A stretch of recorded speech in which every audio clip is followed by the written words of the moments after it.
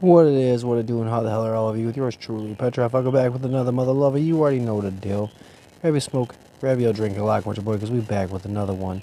This is an off-the-cuff episode covering Winston Boogie Smith. This is from KARE 11, a local station in Minnesota.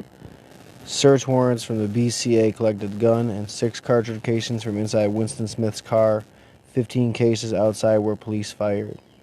New search warrants revealed that the BCA collected at the parking garage where Winston Smith was shot earlier this month. 2 search warrants have been filed in the investigation into the law enforcement shooting of Winston Smith. Smith was shot by 2 deputies working for the U.S. Marshals North Star Fugitive Task Force. They say that they were attempting to serve an arrest warrant on Smith, who had missed a sentencing hearing and was due to serve a 4-year prison term. So it definitely could be a reason the man didn't decide he was going to pop back at cops. 4 years, especially if you ain't 21 years old, that's a long time, bro. And I mean, he's definitely careless. You got your girl, your baby mama, whatever, in a seat next to you, so when you go to start bucking, the bad shit that could have happened from that, with the police firing back, he put someone's life in harm's way, The Minnesota Bureau of Criminal Apprehension is conducting the investigation into the shooting. When he wrote the affidavit in support of searching Smith's gray Maserati SUV, Special Agent James Ryerson wrote that the aforementioned SUV has multiple defects that could be a result of projectile contact that contains a potentially associated firearm. According to the search warrant receipts, agents collected a Smith & Wesson MP380 handgun from the front driver's seat of the Maserati. They also collected 6 Blazer 380 auto cartridge casings from the driver side, center console, and passenger side in the front of the SUV. In addition, they collected a loaded Smith & Wesson MP380 magazine with 7 rounds in the duffel, according to the warrant. Outside the Maserati on the passenger side, where officers fired, BCA collected 15 FC 9mm Luger cartridge cases on the ground. The agents also collected many bullet fragments, several phones, clothing, and more than 800 in cash as evidence in the case, according to the search warrant. See, Boogie Smith was definitely not caring if he upped and shot at the police. He didn't give a fuck. And it's definitely something that a lot of us know, because you read the reports and you see what, if you read 5-6 articles and only 3 bring up the fact that he had a gun and the other 3 don't, you can tell what narrative is trying to be pushed. It's not a rocket science, and that's what these major outlets do, is they push a certain narrative. They can do them boo-boo, but I ain't buying it, you know what I mean? I'm not boo-boo the fool. Now, Winston Boogie Smith, I'm not saying that he deserved to die. I'm not saying that at all. But if you fire at the cops, what do you think's going to happen?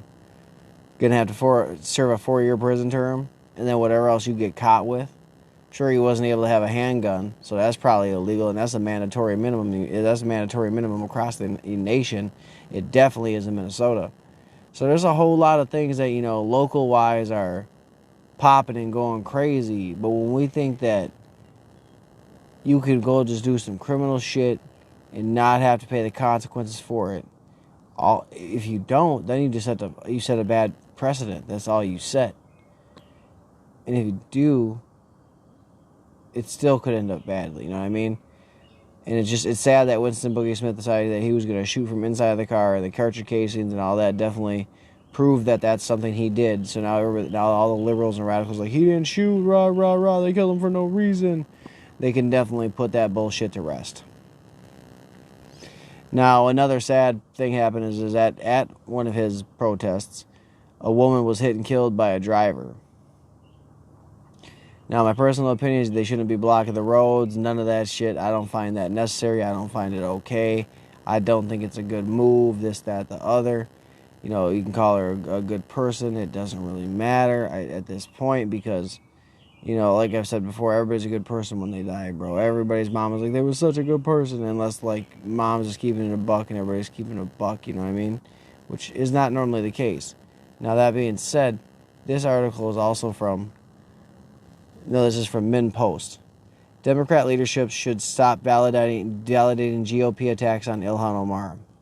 Once again, U.S. Rep. Ilhan Omar is facing scrutiny for comments critical of the U.S. foreign policy and the state of Israel. Once again, the backlash started as a GOP hit job and ended with a Democratic, to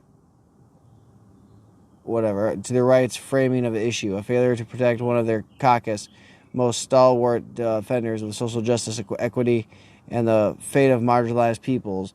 And not surprisingly, once again, one of the key figures of Republican attack was Minnesota Rep. Tom Emmer.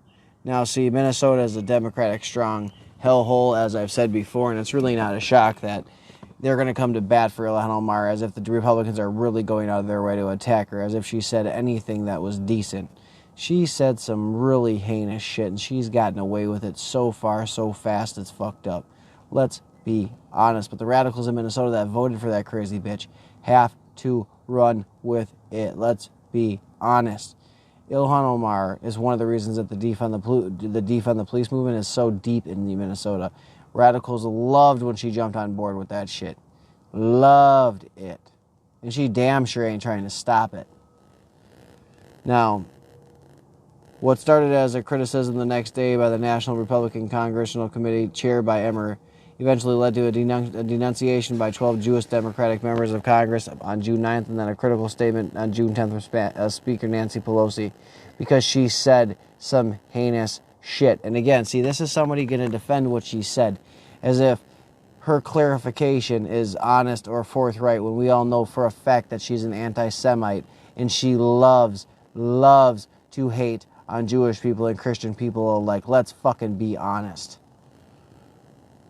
It is time for Democratic leadership to stop validating the GOP attacks on Omar and recognize them for what they are: transparently opportunistic, cynical ploys. The ploys that serve specific functions in terms of the GOP's chronic demonization of non-white, non-Christian Americans in efforts to redraw boundaries of an acceptable political discourse, and its need to draw false equivalencies between its own anti-democratic conspiratorial membership and anti-imperialist patriotism of Omar. Oh, shut the fuck up. I would love to debate the asshole that wrote this, because they're literally simping and cucking for Omar, dude. I swear to God, anti-imperialist patriotism. She is nowhere near a fucking patriot of the United States, bro. No way or fucking close. And I hope they keep going after her. I hope they don't let Nancy Pelosi live this shit down or try to walk it back or walk away from it, because that's what she's done time and time again. It's a fucking shame that people decide that Ilhan Omar and what the evil things she's saying, the anti-Semitic things she's saying, the horrible comparisons that she makes, and the false equivalencies. It's amazing that those people, her constituents, her defenders, come to defend her because they know in their heart's heart that she's wrong. They just don't know what else to do except defend her, because they're simping, they're cucking, they're doing everything they can to get her to look their way, and that's just not happening. Let's keep it 100. First, as an openly democratic socialist, former refugee and woman of color, Omar serves as an easy boogeyman for today's GOP. That's not true, and I'm not even going to continue to read that, because that's bullshit. That's bullshit. That's bullshit. Ilhan Omar knows full well the things she says are going to lead to turmoil and chaos, and that's why she says them, so she can remain in the headlines. And we can all talk about that as other crazy shit happens in the background.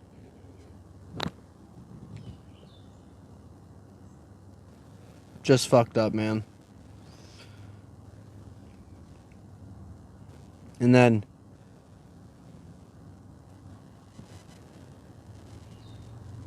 okay, hold on. Oh, that's about the potential shutdown. That's not, I don't really care about that. I mean, it makes a difference, but okay, hold on. Oh yeah, see, the House Republicans again unsuccessfully. We're again unsuccessful at canceling Governor Walz's emergency powers because Governor Walz, a lot like other governors, are just sucking up that emergency power because they want that power. They need that power. Oh yeah, yeah. Okay, so this is from the Star and Trib. Control of uptown streets contested as protesters demand answers in Winston Smith shooting. You got your answers. Homeboy shot 6 times at the cops. The cops shot 15 times back. I mean, it's pretty simple. And if y'all weren't protesting in the road, then homeboy that was going to decide to hit everybody wouldn't hit nobody because they wouldn't have been in the road that time. We're all responsible for our actions and the things that we do and the decisions we make in life and in our choice of, you know, if that's how, if a choice that we make leads to our death, we made that decision. You want to play in the road where cars be zooming past this, that, the other, you can expect that you may get hit by a car.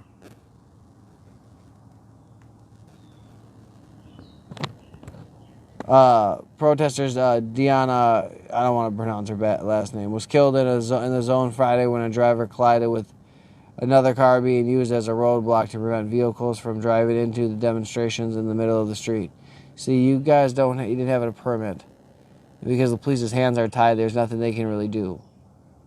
Because you got the blessing of, oh yeah, it's okay, yeah, go ahead, do your thing. Or, oh yeah, great. That's really the blessing they got, and it's messed up, man. On Monday night and Tuesday morning, protesters succeeded in barricading graffitied streets with upturned lampposts, wooden pallets on the construction signs, trash bags heaped in the alleys, preventing traffic from entering the protest from the north and south.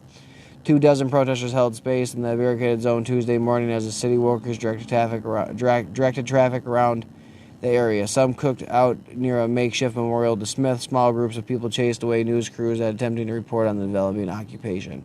See, this is something that they really got to put their foot down, bro. You're going to try to occupy over in Uptown because dude decided he was going to have a shootout with the cops and fucking lost, because that's really what it comes down to. Winston Boogie Smith decided to have a shootout with the cops and he got shot. He got killed because of the decision he made. Just like those trying to simp and cuck for Ilhan Omar and her bad decision making and her evil, hateful fucking speech. Nice try. Keep simping, keep cucking for her. She's never going to pay attention to you. And God knows this. She was wrong in what she said, but she meant it. And on that note, y'all already know what it is. Stay blazed, stay blessed, stay safe. What do you think about Winston Boogie deciding he was going to pop 6 shots off at the officers and not expect to get shot back? Or do you think that he was trying to go out guns a-blazing? Let your boy know. Do you think Ilhan Omar is really just being attacked from Republicans because she didn't do anything wrong? Or do you think what she said was anti-Semitic, this, that, the other? You already know what it is. And again, this is a question that we're going to be asked 1,000 times. Do you think protesters should be able to take up the road, barricade it as they see fit, or no? You already know what it is. Holla at your boy. Peace.